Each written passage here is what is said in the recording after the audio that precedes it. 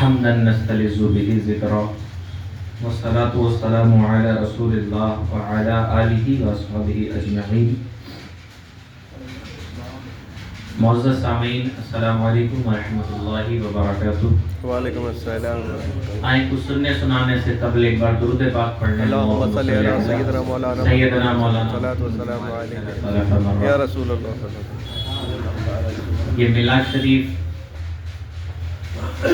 گھر گھر میلاد مہم کے تحت 1500 سالہ جشن عید میلاد النبی کے موقع پر ہمارے احباب کی طرف سے حافظ صاحب کی سرپرستی میں یہ تحریک چلائی گئی کہ 1500 گھروں میں بغیر کسی اہتمام کے، یہ تو آپ کی محبت ہے کہ آپ نے تخت بچھا دیا، مائک لگا دیا، ورنہ بغیر کسی اہتمام کے گھروں میں میلاد کی محفل سجائی جائے، نہ کوئی چائے پانی ناشتہ کھانا، نہ کوئی نذرانہ، نہ کوئی مائک، نہ کوئی اسٹیج۔ آپ بیٹھیے، آپ کے گھر والے بیٹھیں اور عشاء کی نماز کے بعد 40-50 منٹ 1 گھنٹہ اللہ رسول کا ذکر ہو، ظاہری اہتمام سے خالی ہو لیکن قلبی اہتمام سے پر ہو۔ قلبی اہتمام کا مطلب ہوتا ہے کبھی ہمارا دل وہ شریعت کا مسئلہ ہے کہ امام کو قرأت اچھی کرنی چاہیے لیکن لہجہ سنوارنے میں اتنا غم نہیں ہو جانا چاہیے کہ وہ شریعت کے مسائل ہی بھول جائے۔ پتہ چلا ساری توجہ اس پہ چلی گئی کہ کیسے زبردست قرأت کریں کہ مقتدی خوش ہو جائیں۔ تو اسی طرح میلاد شریف میں بھی اہتمام اتنے زیادہ ہو جائیں کہ ساری توجہ اہتمام پہ ہی چلی جائے، یعنی سجانے والے تو شاید ہی کہیں میلاد بیٹھ کے سن پاتے ہیں، تو یہ بغیر اہتمام کے، ظاہری اہتمام کے، اور اللہ رسول کا ذکر تو اہتمام کے ساتھ ہی ہونا چاہیے کہ ہمارے دل ان ذکر کو سننے کے لیے تیار ہوں، اس نیت کے ساتھ کہ اللہ ہمیں عمل کی توفیق عطا فرمائے۔ تو یہ اسی تحریک کا حصہ ہے۔ آپ 40 منٹ اطمینان قلب کے ساتھ بیٹھیں، اپنے دل کو تھوڑا دنیا کے خیالات سے پاک رکھیں اور اللہ سے دعا کریں کہ اللہ ہم سب کو حق سننے اور اس پہ عمل کرنے کی توفیق عطا فرمائے۔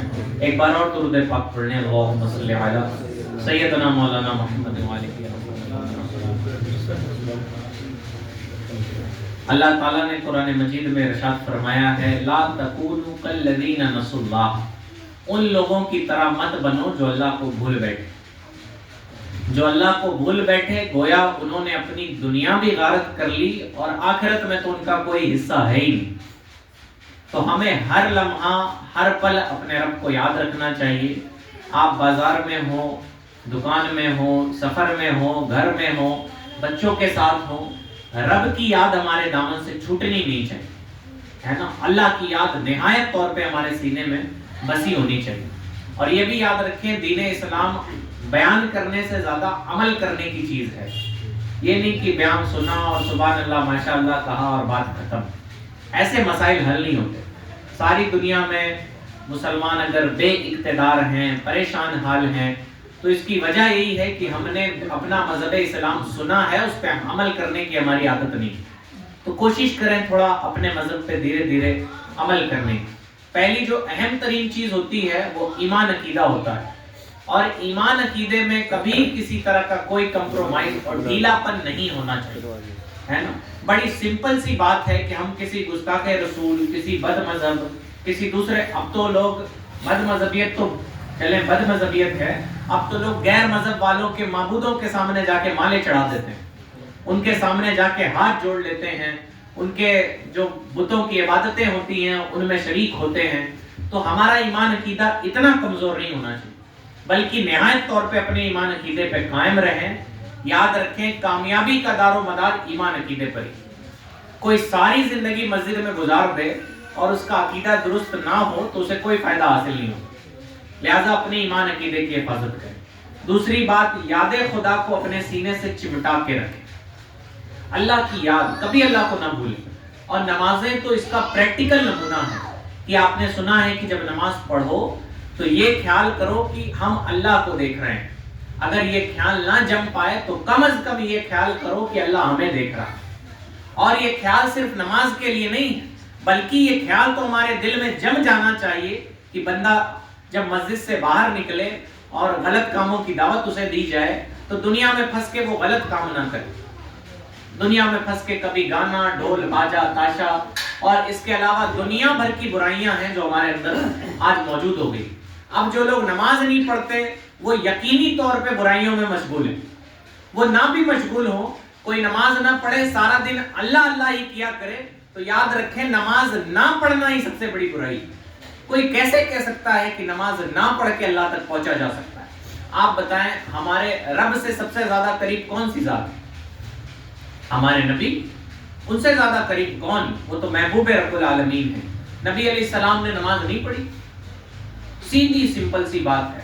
اب تو ایسے پیر فقیر بھی چلنے لگے ہیں جو کہتے ہیں نماز تو اللہ کی یاد کے لیے پڑھی جاتی ہے، ہم تو دن بھر اللہ اللہ کرتے رہتے ہیں، ہم کیوں نماز پڑھیں معاذ اللہ۔ ایسا نہیں ہے۔ نبی علیہ السلام سے زیادہ رب کے قریب کون ہے؟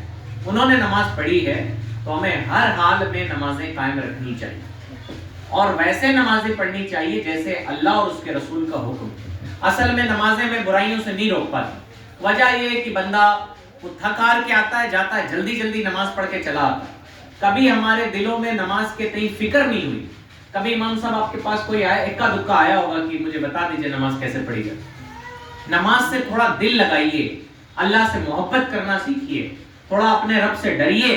جیسے ہم دنیا کے کام، اپنا کوئی آپ کا والد آپ سے کہہ دے کہ جاؤ فلانا کام کر دو، اور آپ ڈھنگ سے نہ کریں تو کتنا ڈرتے سہمتے ہم اپنے باپ کے سامنے حاضر ہوتے کہ کہیں ایسا نہ ہو والد صاحب ناراض ہو جائے۔ گھر کا کوئی بڑا ہو، آپ کے استاد صاحب آپ سے کہیں جاؤ فلانی جگہ سے پانی اٹھا کے لاؤ، اور پانی گر جائے یا کام ڈھنگ سے نہ ہو پائے تو کتنا ڈرتے ہیں۔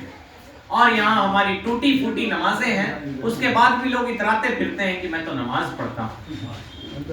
کتنی بری بات ہے نا؟ تو ہمیں نمازیں بھی پڑھنی ہے اور نماز کے مسائل بھی سیکھنے۔ تھوڑا اپنے اندر آگے آ جائیے جناب، آگے آ جائیے، آ جاؤ بھیا آگے، آگے لگیے، آ جاؤ آ جاؤ، آگے آرام سے بیٹھیے۔ اب آؤ بر آگے آ جاؤ بھیا، آ جاؤ۔ ٹھیک ہے، آرام سے بیٹھیے، درود پاک پڑھ لیجیے ایک بار۔ اللہم صلی علی سیدنا مولانا محمد و آلہ وسلم۔ تو یاد رکھیں نماز پڑھیں، لیکن تھوڑا نماز کی قدر کریں۔ یہ عظیم ترین عبادت ہے نا؟ فرمایا گیا الصلاۃ معراج المؤمنین، نماز یہ مومن کی معراج ہے۔ ابھی 27 رجب المرجب گزرا ہے، آپ نے شب معراج گزاری ہے۔ کتنی خوشیاں ہیں کہ اللہ تعالیٰ نے اپنے محبوب کو اپنی ملاقات کے لیے بلایا، اور نبی نے فرمایا ہے کہ مومن کی معراج یہ نماز ہے۔ مومن کی معراج ہے۔ معراج کا مطلب ہوتا ہے اپنے مالک حقیقی سے ملاقات کرنا۔ ہم جس کا کلمہ پڑھتے ہیں اس کی بارگاہ میں حاضر ہونا۔ ہم نے جس کے لیے ساری دنیا سے دشمنی لے رکھی ہے نا، اس رب سے ملاقات کے لیے جانا۔ اور دیکھیں ہمارا رب کتنا کریم ہے کہ دن میں 5 دفعہ ہمیں بلایا جاتا ہے، اور ہم کتنے بے وفا ہیں کہ 5 مرتبہ، اور کچھ کبھی کبھی جاتے ہیں، کچھ 5 چلے جاتے ہیں، لیکن ویسے نہیں ادا کرتے جیسی اس کی مرضی ہے۔ اور ہم سب گناہ، آپ تو نیک بھلے لوگ ہیں، ہم لوگ اپنی بات بتا رہے ہیں، تو ہم ایسے نمازیں ادا کر لیتے ہیں۔ لیکن دیکھیں کبھی ایسا ہوا کہ مؤذن نے مسجد سے صدا نہ دی ہو؟ کبھی ایسا نہیں ہوگا۔ آپ بچپن سے کوئی، کسی نے 20 سال عمر گزاری ہے، کسی نے 10 سال، کسی نے 50 سال، کبھی ایسا ہوا کہ مسجد میں اذان نہ ہوئی ہے؟ ہماری بے وفائیوں پہ بھی ہمیں بلایا ہی جاتا ہے۔ ہمیشہ رب کے گھر سے آواز ہی آتی ہے حی علی الصلاۃ، حی علی الفلاح، اور کتنی بے دردی کے ساتھ ہم اس دعوت کو ٹھکرا دیتے ہیں۔ آج ہمیں آپ کے گھر بلایا گیا اور میں کہہ دیتا کہ میں نہیں آؤں گا تو آپ کو کتنی تکلیف ہوتی، یا کہہ کے نہیں آتا تو کتنی تکلیف ہوتی۔ یاد رکھیں ہم نے اپنے رب سے وعدہ کر رکھا ہے کہ مولا تو ہی ہمارا رب ہے، میں تیری عبادت و اطاعت و فرما برداری کروں۔ ہم وعدہ کر کے ٹھکرا دینا یہ تو مومن کی شان نہیں ہوتی۔ تو ہمیں اپنی زندگی نمازوں کی پابندی کے ساتھ گزارنی چاہیے۔ اور نماز ایسی بابرکت چیز ہے کہ بندہ جب نماز پڑھتا ہے تو دنیا میں بھی اسے برکت ملتی ہے اور آخرت میں بھی ملتی ہے۔ ریسرچ بتاتی ہے سائنٹسٹ کی، جو انسان صبح کے وقت سویا رہتا ہے اس کی قوت ارادی کمزور ہو جاتی ہے۔ یعنی وہ کہتا ضرور ہے، آج مسلمان بچے پڑھ رہے ہیں اور وہ کہتے ہیں کہ ہم کامیاب بنیں گے، IAS بنیں گے، یہ بنیں گے، بن نہیں پاتے۔ وجہ کیا ہے؟ وہ نمازوں کی پابندی نہیں کرتے۔ میں نے XCGI DY چندرچوڑ کا بیان سنا ہے، اس کا کہنا تھا میں رات میں 3:30 بجے اٹھ جاتا ہوں، 3:30 بجے۔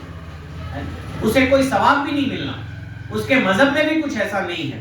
اور ہمارا کتنا پیارا مذہب ہے کہ رات کے آخری پہر میں رات کے اللہ تعالیٰ اپنی شان کے لائق نزول فرماتا ہے، تجلی فرماتا ہے اور کہتا ہے کوئی معافی مانگنے والا جسے میں معاف کروں؟ کتنا اچھا ہوتا کہ ہم اپنی اولادوں کو بتاتے کہ بیٹا رات بھر جاگنا تیرے رب کو پسند نہیں ہے، اللہ یہ پسند کرتا ہے کہ رات میں جلدی سویا جائے، صبح سویرے جلدی جاگ کے نماز فجر ادا کیجئے، ہے نا، اور سویرے آپ کھل جائے تو نماز تہجد ادا کیجئے۔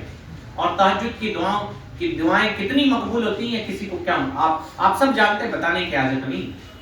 تو کہنے کا مطلب یہ نمازوں سے سچا پکا رشتہ جوڑے، اس لیے نہیں کہ امام صاحب کو دکھانے کے لیے چلے جائیں۔ دیکھیں گے اب تو بے نمازی لوگ امام صاحب سے منہ چھپا کے بھاگیں، آپ محشر میں کہاں بھاگیں گے؟ ایک بزرگ نے کہا تھا نا اپنے مریدوں کو کہ اگر تمہیں گناہ کرنا ہے تو جاؤ اللہ کی زمین سے باہر نکل کے گناہ کرو۔ اس نے کہا ایسا کیسے ہو سکتا ہے کہ ہم اللہ کی ملکیت سے باہر نکل جائیں، ساری دنیا تو اللہ کے قبضے قدرت میں، کہا پھر گناہ کرنا چھوڑ دو، اس کے علاوہ کوئی چارہ نہیں۔ تو یاد رکھیں بھلائیوں کے علاوہ دنیا میں کوئی چارہ نہیں۔ ہم دنیا میں آئے ہیں اور آزمائشوں کے لیے آئے ہیں۔ یہ دنیا داری، یہ دکان داری، یہ اولاد، یہ نعمتیں، یہ شادی بیاہ، یہ ساری کی ساری چیزیں آزمائش کے لیے ہے۔ اللہ تعالیٰ آزماتا ہے کہ کہیں میرا بندہ ان خوشیوں میں مجھے بھول تو نہیں گیا۔ اور یاد رکھیں دنیا کی بڑی بڑی تہذیب، بڑے بڑے پڑھے لکھے لوگ جب اپنے علم سے ہار جاتے ہیں تو ایک ہی جملہ کہتے ہیں کہ جائیے اللہ سے دعا کیجیے۔ آپ نے ہاسپٹل میں اکثر یہ جملہ سنا ہو، جناب ہائی لیول کے ایجوکیٹڈ لوگ ہیں جنہوں نے اپنی زندگی میڈیکل سائنس میں لگا دی، وہ ایک پل کی سانس میں اضافہ نہیں کر پاتے۔ بڑے بڑے پیسے والوں کا غرور ٹوٹ جاتا ہے جب وہ نوٹوں کے بنڈل لے کے کھڑے ہوتے ہیں اور ان کے عزیز اور رشتہ دار جو ہاسپٹل میں بھرتی ہیں وہ ان کا کوئی افاقہ نہیں کر سکتے ان کی بیماری سے، یعنی انہیں درست نہیں کر پاتے اپنے پیسے کی بدولت۔ تب جا کے اس دنیا کو سمجھ میں آتا ہے کہ شفا ملنی ہے تو اللہ کے در سے ملنی ہے۔ تب جا کے یہ پڑھے لکھے لوگ کہتے ہیں کہ جاؤ اللہ سے دعا کرو، اب ہمارے ہاتھ سے سب کچھ نکل گیا۔ لیکن ہمارا مذہب کتنا پیارا ہے، کہتا ہے کہ یہ دنیا والے جہاں ہارنے کے بعد جاتے ہیں، ہمیں چاہیے کہ اس در سے ہمارا رشتہ پہلے سے مضبوط، پہلے سے۔ دیکھو سائیکل کسی کی کھڑی، ایک جاؤ بھائی۔